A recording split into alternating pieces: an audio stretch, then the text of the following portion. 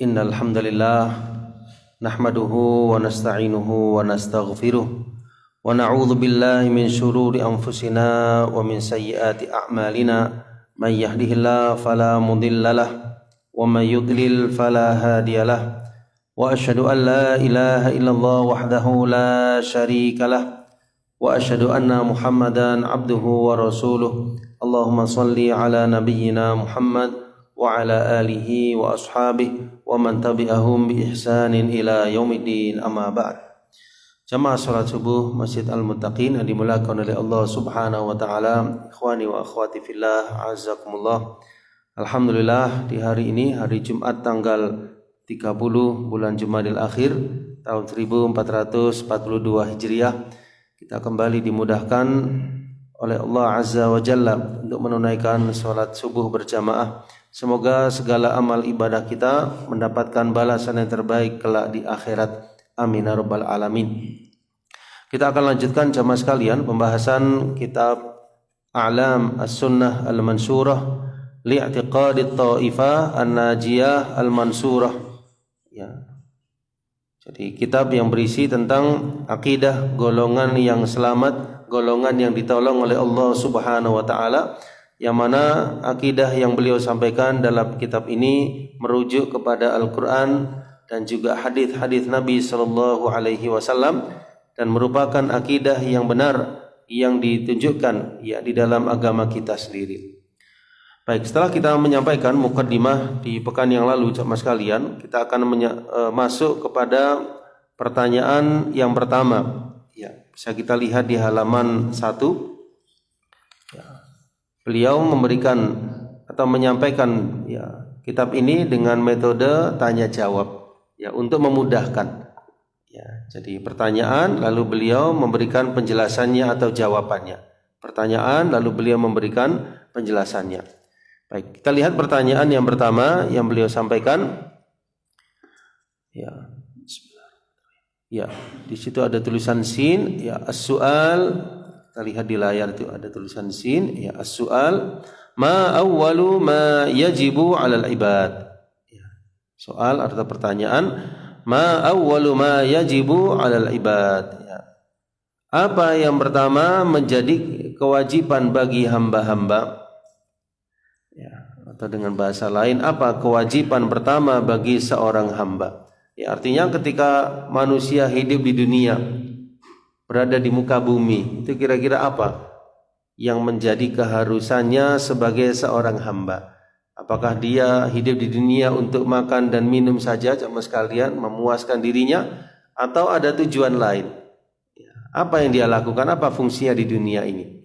Ya, maka beliau menjelaskan jawabannya adalah awal ma yajibu 'alal ibad, ya, ma'rifatu al-amri alladhi khalaqahumullahu lah. Ya, perkara pertama yang menjadi kewajiban bagi hamba-hamba Allah, bagi seorang hamba, ma'rifah al-amr, ya, mengetahui perkara alladzi khalaqahumullahu lah, yang karena perkara itulah Allah Subhanahu wa taala menciptakan dirinya, menciptakan manusia, menciptakan seluruh hamba. Nah, dia harus tahu. Ya, bagaimana taunya jemaah sekalian? Yaitu dengan mempelajari, ya, dengan mengaji, dengan memperdalam agama ini. Dia akan tahu tujuan hidup, tujuan kenapa dia diciptakan oleh Allah Subhanahu wa taala. Jadi perkara pertama yang harus diketahui oleh seorang hamba, ma'rifatul amr, ya, mengetahui perkara yang dengannya Allah ciptakan dirinya di dunia ini. Ya, nanti akan dijelaskan apa perkara tersebut. Wa akhadha 'alaihimul mitsaq, dan karena perkara itulah Allah Subhanahu wa taala telah mengambil perjanjian atas diri mereka. Ya, akhadha 'alaihimul mitsaq, Allah mengambil perjanjian atas diri mereka. Nah, ini kalau kita lihat di footnote dan jamaah sekalian, al-mitsaq huwa ma akhadahu Allah 'ala bani Adam. Yang dimaksudkan perjanjian tersebut adalah perjanjian yang Allah Subhanahu wa taala jadikan kepada anak Adam indama kanu fi dhahri abihim alaihimussalam. Ya, Perjanjian yang telah Allah ambil dari anak keturunan Adam ketika mereka masih berada dalam sulbi bapak mereka yaitu Adam. Ya, di sini merujuk kepada firman Allah dalam surah Al-A'raf 172. Ya, Al-A'raf 172. Ya, a'udzubillahi minasyaitonir rajim.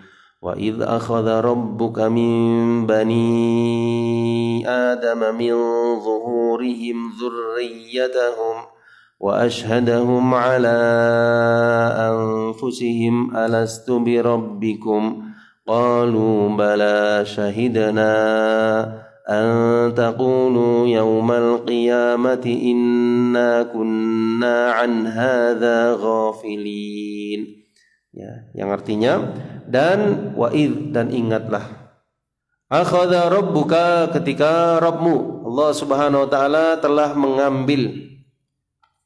mengeluarkan min bani Adam dari anak keturunan Adam min zuhurihim dari sulbi mereka dzurriyyatahum keturunan mereka wa asyhadahum dan Allah telah mempersaksikan kepada mereka ala anfusihim atas diri mereka alastu birabbikum bukankah aku Tuhan kalian ya qalu bala maka mereka seluruh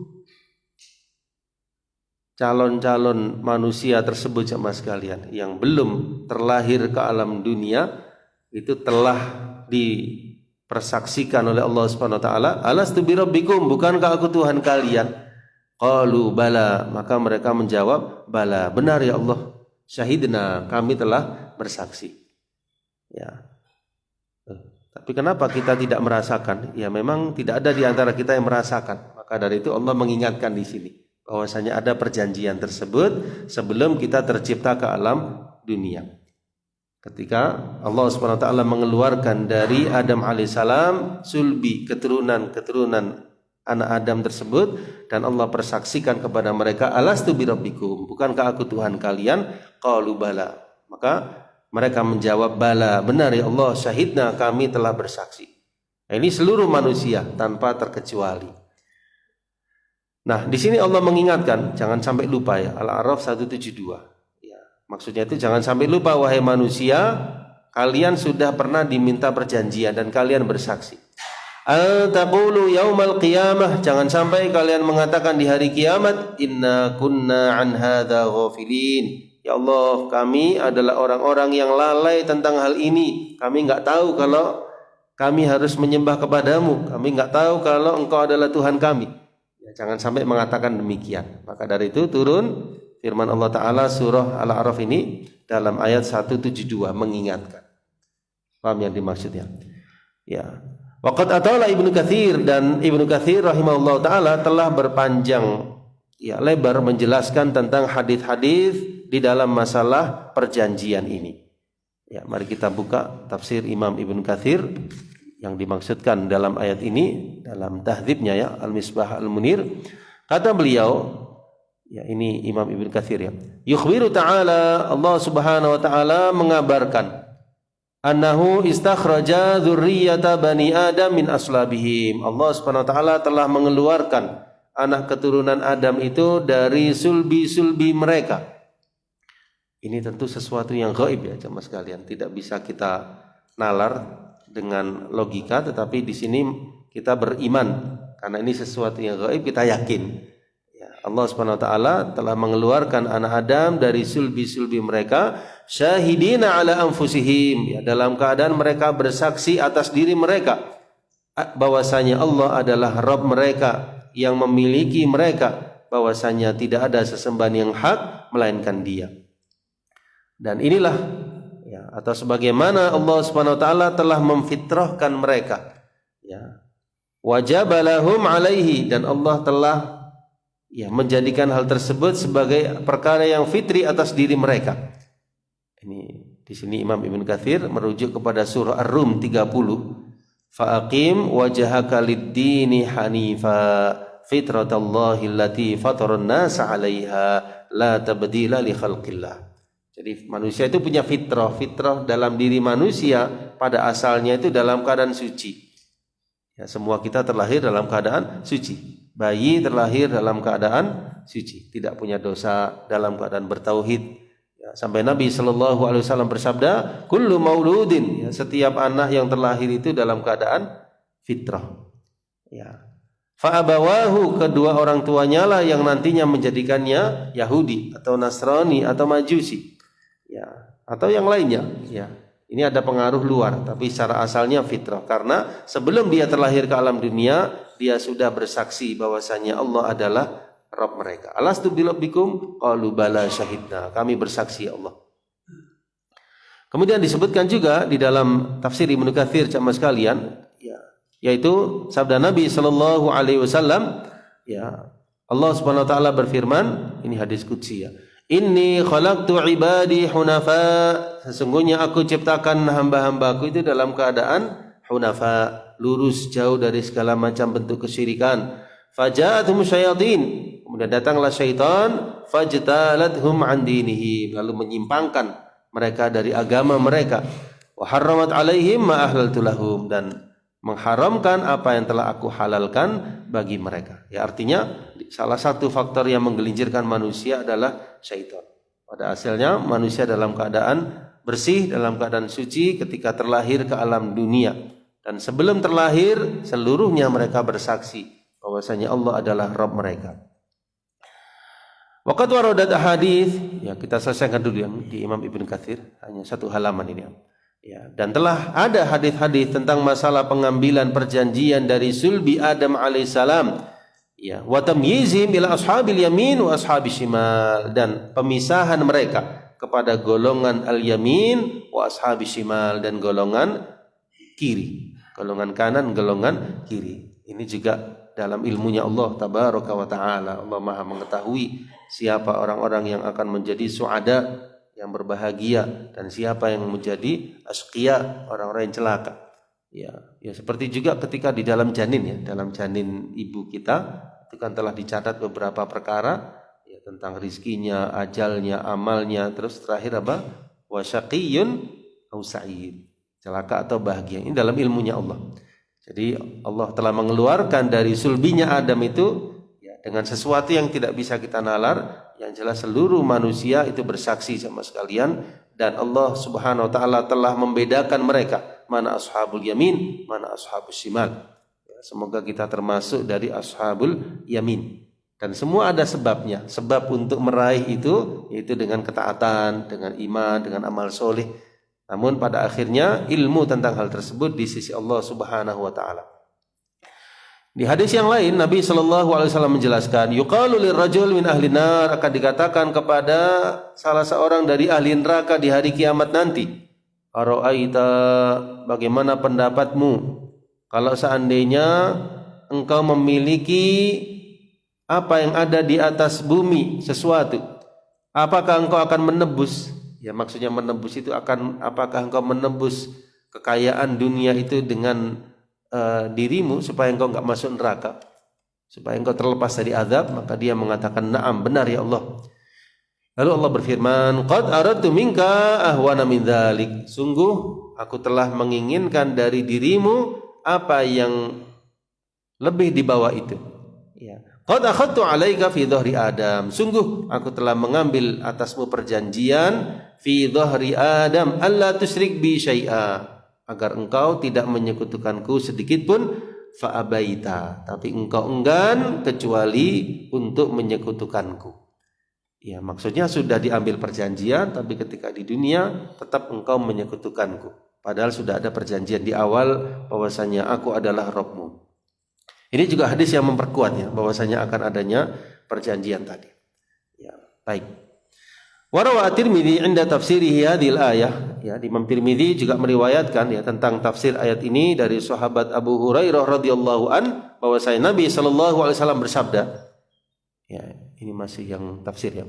Lamma khalaqallahu Adam, ketika Allah ciptakan Adam, masaha dhahrahu, Allah Subhanahu wa taala usap dhahrahu, punggung Nabi Adam alaihissalam. Ini juga sesuatu yang gaib sama sekalian. Ya, tidak bisa kita nalar. Fasaqata min dhahrihi, lalu berjatuhanlah dari punggungnya Nabi Adam alaihissalam kullu nasamah, setiap jiwa, huwa khaliquha, yang Allah Subhanahu wa taala ciptakan jiwa tersebut dari anak keturunannya Adam nanti sampai hari kiamat. Ya, seluruhnya. Jadi artinya apa jemaah sekalian? Artinya jumlah manusia itu telah diketahui oleh Allah Subhanahu wa taala. Tidak akan bertambah, tidak akan berkurang. Maksudnya jumlah kuantitas keseluruhan ya, mulai dari Nabi Adam sampai hari kiamat nanti, ini dalam ilmunya Allah Subhanahu wa taala. Allah Maha tahu. Ya. Baik. Ya, ini beberapa hadis yang disebutkan oleh Imam Ibnu Katsir rahimahullah taala. Baik, kita kembali kepada kitab kita jemaah sekalian, di dalam footnote-nya. Ya, jadi Imam Ibnu Katsir atala fi dzikril hadis, banyak menyebutkan hadis-hadis masalah ini. Nah, ya, termasuk hadis yang barusan ya tentang ahli neraka yang ditanya apakah akan memberikan tebusan seandainya memiliki bumi, dia menjawab na'am. Qad talabtu minka ahwan min dzalik. Ya. Aku telah memintamu sesuatu yang lebih di bawah itu. Ya, di mana aku ambil perjanjian dari dhahri Adam agar engkau tidak menyekutukanku, tapi engkau ternyata enggan, illa an tusyrik, engkau masih menyekutukanku. Baik. Ya, disebutkan juga sumber rujukannya ya Sahih Bukhari, ya tafsir Ibnu Katsir, Sahih Bukhari, bisa juga dilihat dalam Sahih Muslim, ya kitab Sifatul Munafiqin, bab talab al-kafir al-fida. Baik, kita kembali ke atas ya, ke atas garis. Ya. Mengetahui perkara yang mereka diambil perjanjian dengannya. Wa ursila bihi rusulahu ilaihim, dan perkara yang mana Allah Subhanahu wa taala mengutus para rasul kepada mereka. Ya, jadi mengetahui perkara yang dengannya Allah utus para rasul kepada seluruh umat manusia. Wa anzala bihi kutubahu alaihim, dan Allah turunkan kitab-kitabnya atas manusia. Dan karena perkara itulah khuliqatid dunya wal akhirah, diciptakannya dunia dan akhirat. Ya. Wal jannah wan nar, adanya surga, adanya neraka. Wa bihi haqqatil haqqah, dan dengannya ya hari kiamat itu, ya disebut di sini al-haqqah, salah satu nama hari kiamat. Hari kiamat itu benar adanya. Wa waqa'atil waqi'ah, dan al-waqi'ah, salah satu nama hari kiamat juga pasti benar terjadinya. Wa fi sya'nihi tunsabul mawazin, ya karena itulah mizan atau timbangan nanti ditegakkan. Kapan ini? Di padang mahsyar. Ya, nanti ada yang namanya mizan jemaah sekalian, menimbang amal perbuatan manusia baik buruknya. Wa tatatayaru suhuf, ya kemudian catatan amal perbuatan manusia bertebaran. Wa fihi takunu syaqawa was sa'adah, dan karenanya lah, ya karena tujuan itulah adanya asyaqawah, kecelakaan, kesengsaraan, was sa'adah, kebahagiaan. Ya, wa fihi takunu syaqawah was sa'adah. Ya. Ini terjemahnya muncul kebahagiaan dan kesengsaraan. Ya. Lebih tepatnya kesengsaraan dulu baru kebahagiaan. Ya, syaqawah was sa'adah. Wa ala hasabihi tuqsamul anwar, ya, dan sesuai dengan ya perkara tersebut dibagikanlah cahaya-cahaya oleh Allah Subhanahu wa taala. Ya, wa ala hasabihi tuqsamul anwar. Saya ulangi, wa fihi takunu syaqawa was sa'ada wa ala hasabihi tuqsamul anwar. Ya. Dan sesuai dengan hasabnya, sesuai dengan kadarnya dibagikanlah cahaya-cahaya. Ya, wallahu alam, yang saya fahami dari kalimat ini, ya jadi kembali kepada pertanyaan tersebut, ya. Karena perkara itulah dibagikannya cahaya-cahaya. Nanti di padang mahsyar itu kan ada masing-masing memiliki cahaya. Ya. Orang yang beriman diberikan cahaya oleh Allah Subhanahu wa taala. Orang yang kafir tidak memiliki cahaya sama sekali. Orang yang munafik cahayanya kedap-kedip. Ya, dia mendekat ke arah orang beriman akhirnya dijauhkan. Jadi yang saya fahami adalah Karena tujuan penciptaan itulah nanti cahaya itu terbagi-bagi. Jadi ada yang mendapatkan cahaya dengan sempurna, ada yang mendapatkan cahaya cukup, ada yang tidak mendapat cahaya yang enggak beriman. Ya, dan orang yang gonjang imannya, maka dia juga akan kesulitan mendapat cahaya di hari kiamat tersebut. Ya, di sini terjemahnya sesuai dengan cahaya yang diberikan oleh Allah Subhanahu wa taala kepada masing-masing hamba.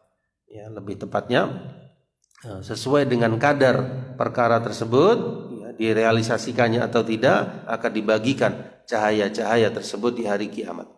Wa man lam yaj'alillahu lahu nuran, wa man lam yaj'alillahu lahu nuran, barang siapa yang tidak Allah jadikan cahaya baginya, fama lahu min nur, maka tidak ada cahaya bagi orang tersebut.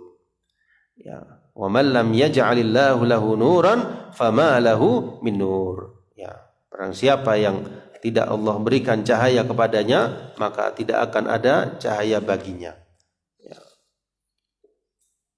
Ya, ini merujuk kepada firman Allah Subhanahu wa taala dalam surah An-Nur ayat yang ke-40. Ayat yang ke-40.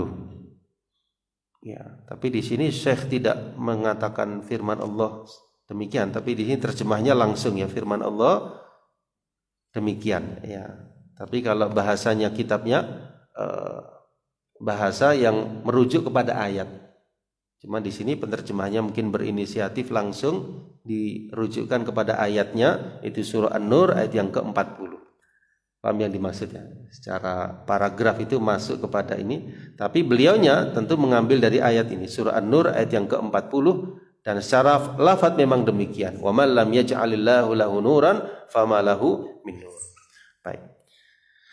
Kesimpulannya, pertanyaan yang pertama ini, perkara pertama yang menjadi kewajiban seorang hamba, yaitu seorang hamba hendaknya mengetahui untuk apa dia diciptakan. Ya, untuk apa dia diciptakan oleh Allah Subhanahu wa taala. Kenapa kok sampai ada para rasul? Kenapa kok sampai ada kitab-kitab yang Allah turunkan? Kenapa kok ada neraka, ada surga, ada dunia, ada akhirat? Ya, hendaknya dia tahu. Taunya dengan apa? Dengan mempelajari, dengan mendalami, dengan mengkaji, mengaji, ya, mendalami agama ini, dia akan tahu, oh ternyata tujuan saya diciptakan di alam dunia ini ada tujuan dan hikmah, yaitu dalam rangka beribadah kepada Allah Subhanahu wa taala. Bisa difahami, ya, pertanyaan pertama ini? Jelas insyaallah jamaah sekalian? Ya, baik, kita masuk kepada pertanyaan yang kedua. Nah, sekarang beliau memberikan pertanyaan, ma huwa dzalikal amr, apa perkara itu yang ditanya di soal pertama? Apa perkara yang memang karena itulah Allah ciptakan al-khalq, makhluk karenanya? Ya, perkara apa? Maka diberikan jawaban di sini, beliau langsung merujuk kepada beberapa ayat, ya, disebutkan di sini di dalam 4 surat jemaah sekalian. Namun sebelum kita masuk ke dalamnya, tujuan diciptakannya kita semua adalah dalam rangka beribadah kepada Allah Subhanahu wa taala. Itu kesimpulan dari soal yang kedua. Untuk ibadah kepada Allah Subhanahu wa taala, karena itu Allah kasih, ya, sarana di dunia. Allah berikan kemudahan kepada kita untuk bisa mendapatkan rizki, untuk mendapatkan kemudahan. Tujuannya agar kita beribadah kepada Allah semata, menjauhi segala macam bentuk kesyirikan. Ya, ayat yang pertama tentang ini, qala Allah Ta'ala, Allah Subhanahu wa taala berfirman, a'udzu billahi minasyaitonir rajim, wa ma khalaqnas samawati wal arda wa ma bainahuma la'ibin. Kami tidaklah menciptakan langit-langit dan bumi dan apa yang ada di antara keduanya la'ibin, dalam keadaan bermain-main.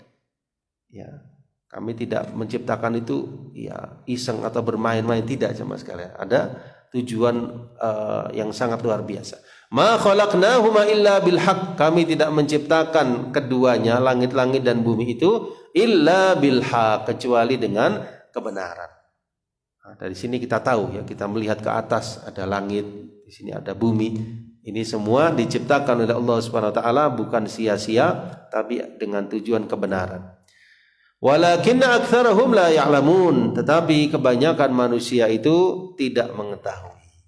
Karena itu bersyukurlah kita jemaah sekalian diberi hidayah di atas agama Islam, ya, bahkan kita terlahir dalam keadaan Islam, ya, alhamdulillah orang tua kita Islam, tinggal kita mempertahankan, ya, sisa umur kita, kehidupan kita supaya teguh di atas garis siratal mustaqim sampai mudah-mudahan wafat dalam keadaan husnul khotimah. Ya, kan itu ya. Jadi kita sudah di rel yang benar, di jalan yang benar, tinggal mempertahankan. Ya, tinggal mempertahankan ya. Hidayah sudah ada pada kita, alhamdulillah, tinggal kita memohon diberikan keteguhan. Ihdinas siratal mustaqim. Ya, 17 kali paling tidak kita berdoa kepada Allah Azza wa Jalla. Ya muqallibal qulub, ya tsabbit qalbi ala dinik. Ya, dan doa-doa yang lain. Ayat yang kedua, Allah berfirman dalam surah Shad ayat yang ke-27, "Wa ma khalaqnas samaa'a wal arda wa ma bainahuma batila." Ya, tidaklah kami menciptakan langit dan bumi itu dan apa yang ada di antara keduanya. Ya, karena ada makhluk yang antara langit dan bumi, ya, seperti matahari, bulan, planet-planet itu kan antara langit dan bumi. Tidaklah kami menciptakan langit, bumi dan apa yang di antara keduanya batila, dengan kebatilan. Tidak. Ya, dzalika dhannul ladzina kafaru. Ini adalah persangkaan orang-orang yang kafir.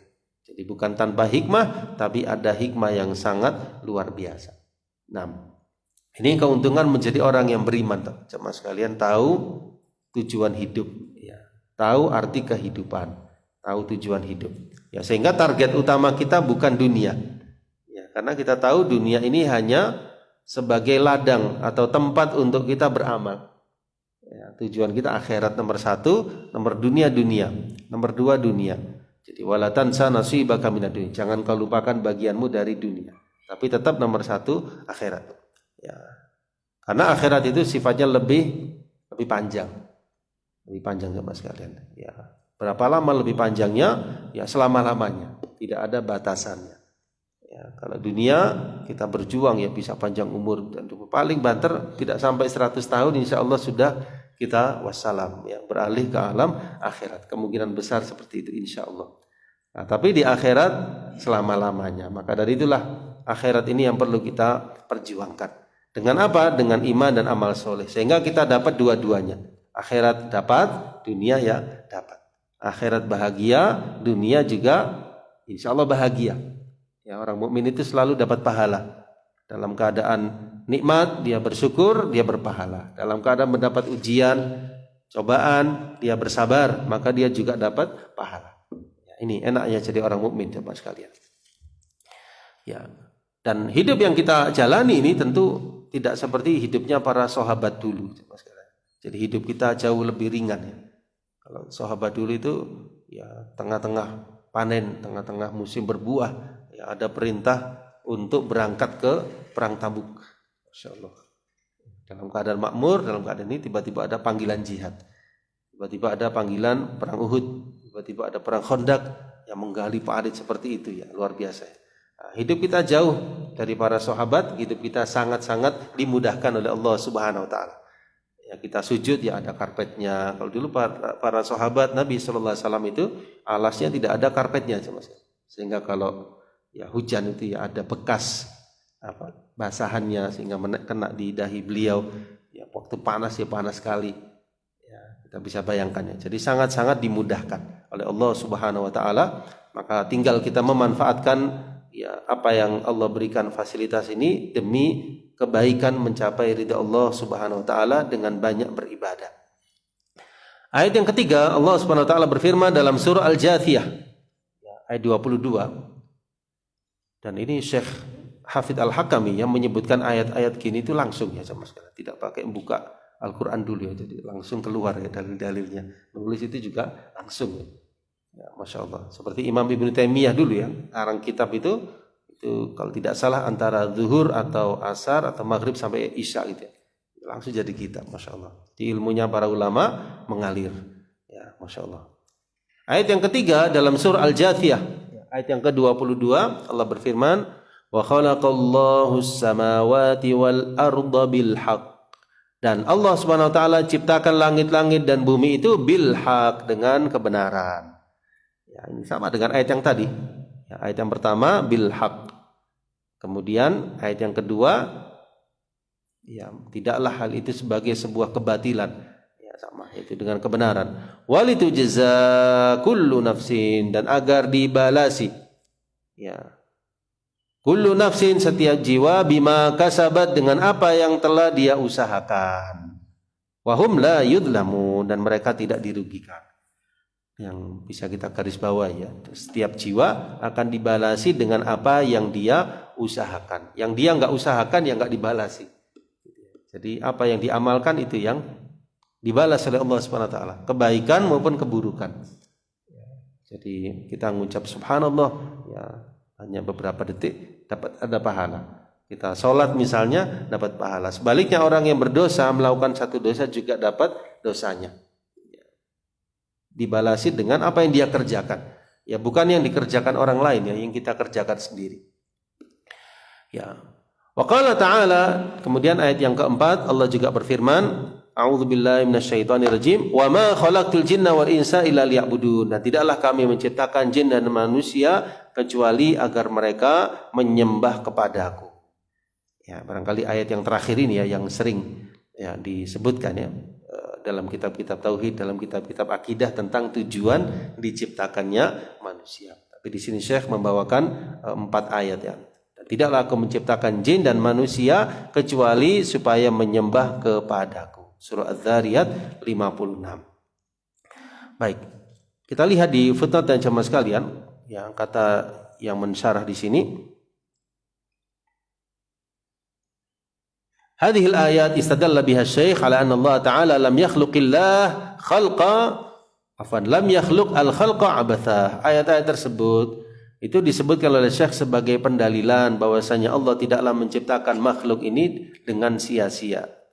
Wa inna ma khalaqahum li ibadatihi wahda la syarikalah. Ya, tapi Allah ciptakan mereka untuk beribadah kepadanya semata. La syarikalah, tidak ada sekutu baginya.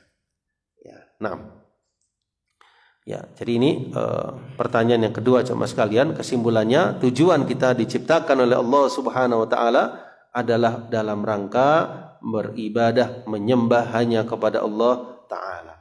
Nah,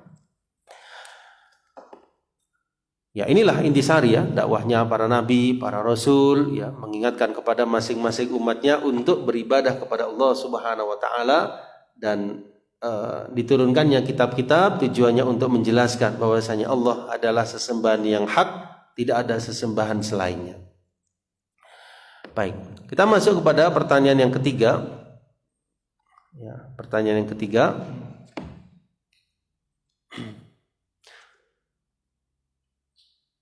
Ma ma'nal abdu? Ya, apa makna hamba? Maksudnya itu kata hamba itu apa maksudnya? Sebelum saya masuk ke penjelasan Syekh, kita sederhanakan ya. Jadi maksudnya beliau, kalau yang dimaksud hamba itu ya kita, orang-orang yang beribadah kepada Allah Subhanahu wa taala, ya tunduk kepadanya, maka ini hanya khusus untuk orang-orang yang beriman, hamba yang hakiki, hamba yang hanya menyembah kepadanya. Tapi kalau dalam definisi yang lebih luas, hamba itu seluruh makhluk. Seluruh makhluk. Kalau manusia baik yang iman, yang kafir, yang soleh, yang enggak taat, semuanya hamba. Termasuk juga seluruh makhluk masuk dalam kategori hamba. Kalau definisi khusus hamba itu siapa? Orang-orang yang beriman. Baik, kita lihat penjelasan beliau. Al-abdu in urida bihil mu'abbad. Kata abd. Ya, Abdullah misalnya abd. Ya, abd itu hamba. Kata abd bila yang dimaksudkan adalah mu'abbad, ay al-mudhallal al-musakhkhar, artinya yang dihinakan, yang dikuasai, maka dengan makna ini mencakup seluruh makhluk. Ya, kan siapapun dikuasai oleh Allah Subhanahu wa taala, dimiliki olehnya. Ya, semuanya. Matahari, bulan, bumi, manusia, walaupun dia merasa kafir, tidak beriman misalnya, wal iyadzubillah, tetap dia dimiliki oleh Allah Subhanahu wa taala. Dan dia akan tunduk kepada apapun aturan Allah. Saatnya mati ya mati, kan gitu ya, nggak bisa mengelak, dikuasai oleh Allah Subhanahu wa taala. Jadi maksudnya hamba di sini kalau sifatnya umum mencakup seluruh makhluk. Minal awalimil ulwiyah wa sufliyah, ya. Jadi baik makhluk yang ulwiyah, yang tinggi, wa sufliyah maupun yang rendah. Di sini dibahasakan makrokosmos dan mikrokosmos, ya pokoknya makhluk yang tinggi maupun di dalam ya kedalaman bumi sekalipun ya, baik itu berakal maupun tidak berakal, baik itu ratbin wa yabis, basah maupun kering, gerak maupun diam. Zahir wa kamin, baik yang secara zahir maupun yang tersembunyi, mukmin maupun kafir, ya, bar wa fajir, baik maupun jahat, wa ghairu dzalik maupun yang lainnya, semua masuk dalam kategori abad. Ya, sama seperti dalam Al-Fatihah, bismillahirrahmanirrahim, alhamdulillahirabbil alamin. Segala puji bagi Allah, Rabb sekalian alam. Jadi hamba dalam makna yang pertama ini alam, seluruh alam ini adalah hamba. Selain Allah Subhanahu wa taala masuk dalam al-abd. Bisa difahami ya? Al-kullu makhluqun lillah, semuanya adalah makhluk Allah Subhanahu wa taala, marbubun lahu, dikuasai olehnya. Ya, kan ada tauhid rububiyah. Rububiyah ini marbub, dikuasai oleh Allah Subhanahu wa taala. Musakhkhar bitaskhirih, ya, dikuasai dengan kekuasaannya, diatur oleh pengaturannya. Walikulli minhum rasmun yaqifu alaihi, masing-masing dari hamba memiliki ciri khas yang menjadi batasan atasnya, ya, yang menjadi batasan atasnya. Ya, dijelaskan di sini rasmur rasm huwal athar wa rasmud dar maka min athariha lasiqan bil ard. Ya, masing-masing itu ada kekhususannya gitu ya. Ya. Wa haddan yantahi ilaihi, dan batasan dia akan sampai kepadanya. Ya, misalnya kayak manusia bentuknya seperti ini, malaikat bentuknya beda lagi, bersayap, matahari bentuknya seperti itu kan apa ya, ciri khas masing-masing makhluk itu ada, paham ya? Api sifatnya seperti itu, membakar, salju dingin, ya, kemudian jin seperti itu, diciptakan dari api, berbeda-beda, ya. Wa haddun yantahi ilahi, dan ada batasan yang akan sampai kepadanya. Manusia umurnya ada batasannya sekian tahun, kalau dia meninggal, ya, matahari lebih lama daripada kita, ya kan gitu ya, berabad-abad sampai sekarang. Di zaman Nabi Ibrahim dilihat oleh beliau, sampai sekarang juga tetap mataharinya, ya, beda-beda keadaannya. Sifat ini kekhususannya berbeda antara satu makhluk dengan yang lain. Kullun yajri li ajalin musamma, masing-masingnya akan berjalan sampai ajal yang telah ditentukan. La yatajawazuhu, tidak akan melampauinya, mithqala dzarrah, meskipun hanya sebesar dzarrah. Dzalika taqdirul azizil alim. Ya, yang demikian itu adalah ketentuan yang maha perkasa lagi maha mengetahui. Wa tadbiril adli wa tadbir al-adl al-hakim. Wa in urida bihi al-abid al-muhib al-mutadzallil khusadzalika bil mu'minin. Ya. Jadi ini makna yang pertama.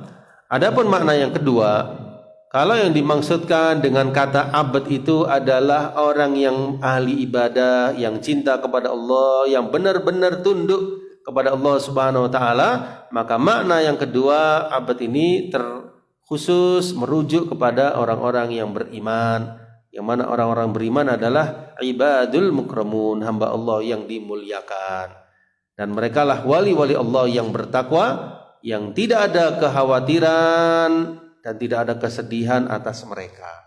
Bagi siapa? Orang yang beriman. Ini merujuk kepada ayat juga jemaah sekalian.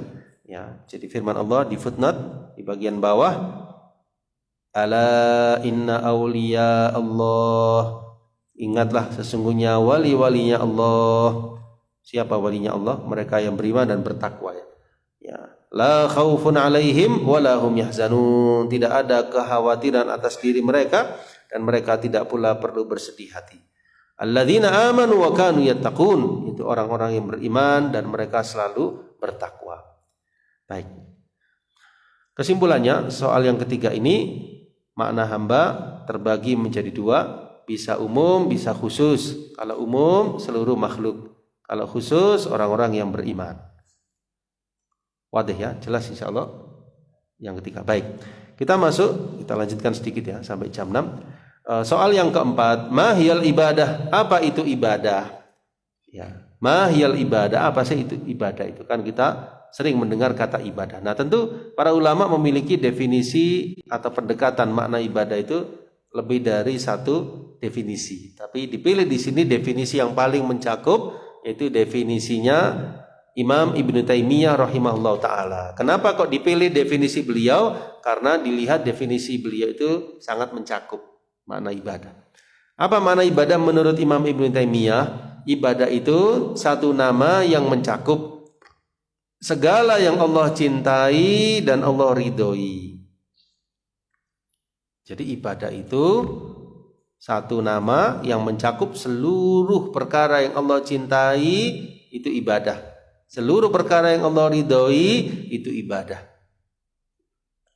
Baik itu sifatnya ucapan, seperti membaca Quran, seperti berdoa, zikir, wal a'mal adz-dzahirah, ataupun amal yang sifatnya zahir, seperti sholat, berjihad, kelihatan jamaah sekalian, ya.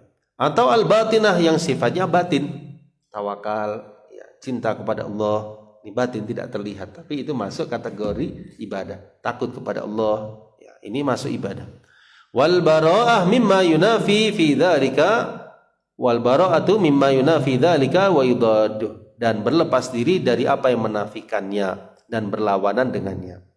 Ya, jadi ismu jami' likulli ma yuhibbullahu wa yarda minal aqwalil wal a'mal adz-dzahirah wal batinah. Kalau definisinya Ibnu Taimiyah sampai wal batinah saja, ya, sampai wal batinah. Tapi di sini beliau menambahkan dan berlepas diri dari apa yang menafikan ibadah tersebut atau berlawanan dengannya.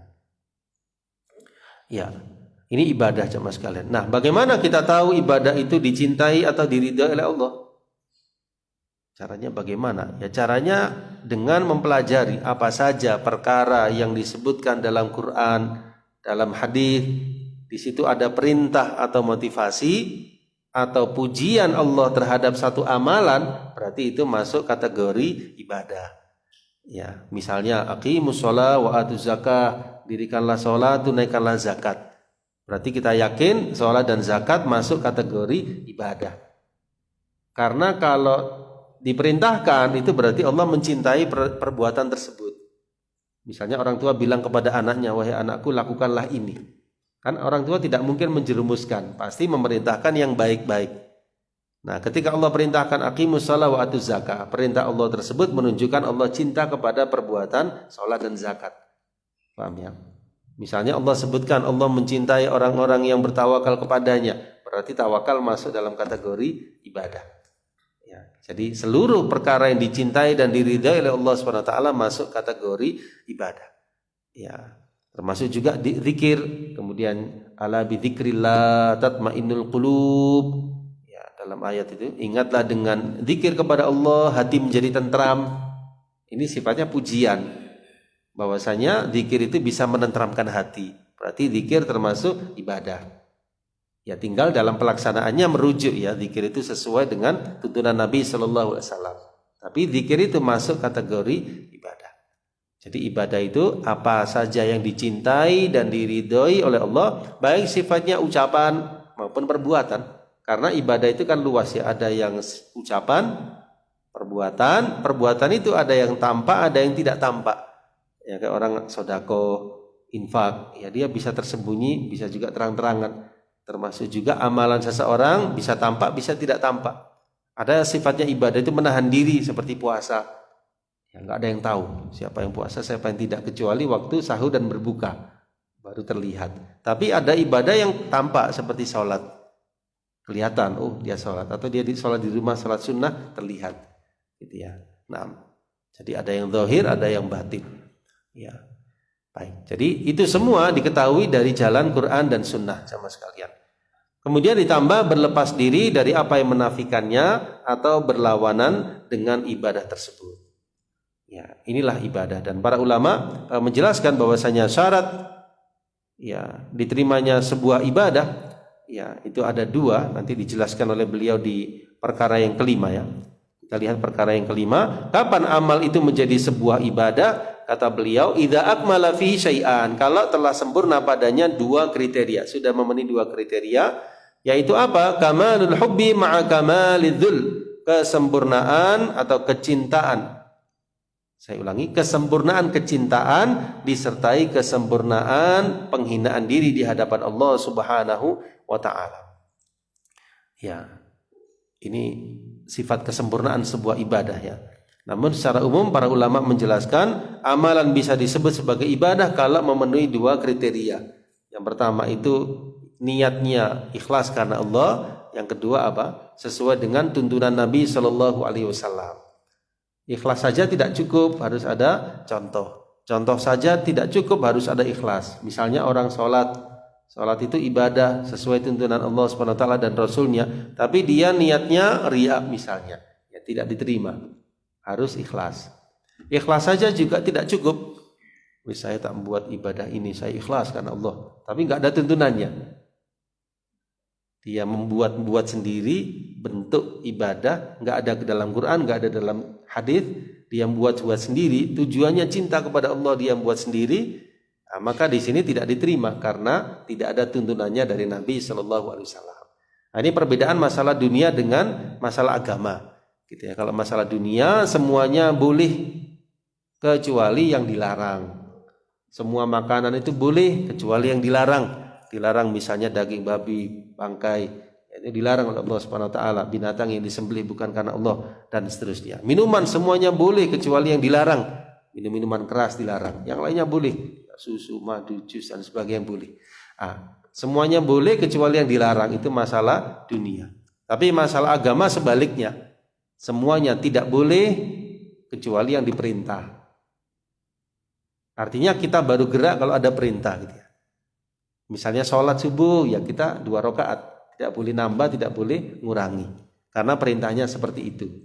Mau ibadah tertentu, lihat dulu ini ada tuntunannya atau tidak. Mau melakukan sesuatu, lihat dalilnya. Ini ada tuntunan dari Allah dan Rasulnya atau tidak. Tidak cukup hanya niat. Tidak cukup hanya keikhlasan. Bisa dibedakan coba sekalian. Ya, sehingga jangan ada yang mengatakan kalau dia membuat sesuatu yang baru dalam urusan ibadah, dia menganggap itu ibadah padahal bukan, lalu dia mengatakan kan nggak ada larangannya. Ya memang nggak ada larangannya. Seperti sholat subuh 3 rakaat tidak ada larangannya dalam Quran maupun dalam hadis. Tidak ada larangannya. Karena memang masalah agama itu bukan berbeda dengan dunia. Dalam masalah agama harus ada perintah dulu baru dilakukan. Jelas ya. Kalau masalah dunia, ya maka di situ dilihat ada larangannya atau tidak. Tapi masalah agama ada perintahnya atau tidak. Paham ya? Ini kadang-kadang disalahpahami. Jadi masalah ibadah dilihat ada perintahnya, ada tuntunannya atau tidak. Kalau dalam masalah dunia ada larangannya atau tidak. Nah, baik. Di sini Syekh menyebutkan salah satu penyempurna bentuk ibadah adalah kamalul hub, kesempurnaan kecintaan kepada Allah disertai kesempurnaan kehinaan kepada Allah Subhanahu wa taala. Beliau merujuk kepada ayat walladzina amanu asyaddu hubbalillah, dan orang-orang yang beriman sangat cinta kepada Allah Subhanahu wa taala. Di ayat yang lain innalladzina hum min khasyati rabbihim musyfiqun. Ya, sesungguhnya orang-orang yang hati-hati mereka atau berhati-hati karena takut akan azab Rabb mereka.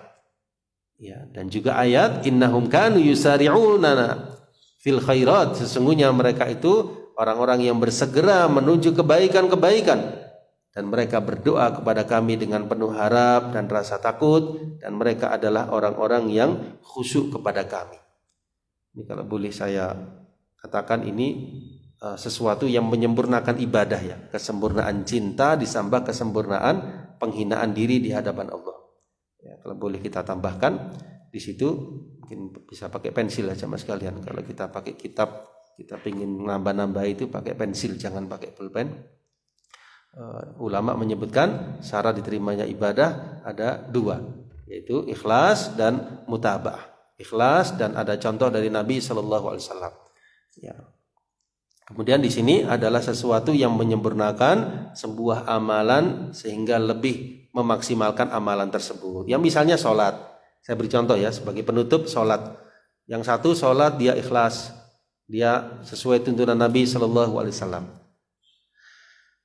Alhamdulillah. Yang satu lagi dia sholat ikhlas sesuai tuntunan Nabi Shallallahu Alaihi Wasallam, tapi disertai penghadiran hati, kesempurnaan cinta, kesempurnaan penghinaan kepada Allah Subhanahu Wa Taala. Kira-kira yang lebih khusyuk yang mana coba sekalian? Yang pertama atau yang kedua? Yang kedua. Nah, itu kalau boleh kita bilang yang disampaikan saya di sini penyempurna ya ibadah itu kesempurnaan cinta dan kehinaan. Ini dalam segala hal, dalam doa misalnya, yang satu berdoa menyampaikan doanya. Yang satu lagi berdoa tapi dengan sangat menjiwai, sangat menunjukkan kebutuhannya. Tentu yang kedua ini lebih berkualitas daripada yang pertama. Itu barangkali pendekatannya seperti itu. Seperti juga puasa. Yang satu puasa ikhlas sesuai tuntunan dari sahur sampai berbuka. Yang satu lagi dengan penuh ya kemaksimalan cintanya kepada Allah, penghinaannya. Maka tentu yang kedua ini lebih ya berkualitas, lebih bernilai dan keduanya berpahala. Insya Allah demikian jamaah sekalian ya, kita cukupkan sampai di pertanyaan yang kelima. Mudah-mudahan apa yang telah disampaikan oleh Syekh Hafidz Al-Hakami rahimahullahu rahmatan wasi'ah ya memberikan manfaat terutama bagi diri saya dan para jamaah sekalian sehingga kita mendapat keteguhan di atas akidah yang benar sampai akhir hayat kita, dan semoga kita semua mendapatkan petunjuk dari Allah Subhanahu wa taala berikut keluarga dan anak keturunan kita. Amin ya rabbal alamin. Baik. Bisa difahami jelas insyaallah. Baik, alhamdulillah kita cukupkan dengan doa kafaratul majlis. Subhanakallahumma wa bihamdika asyhadu an la ilaha illa anta astaghfiruka wa atubu ilaik. Wa akhiru da'wana alhamdulillahi rabbil alamin. Wassalamualaikum warahmatullahi wabarakatuh.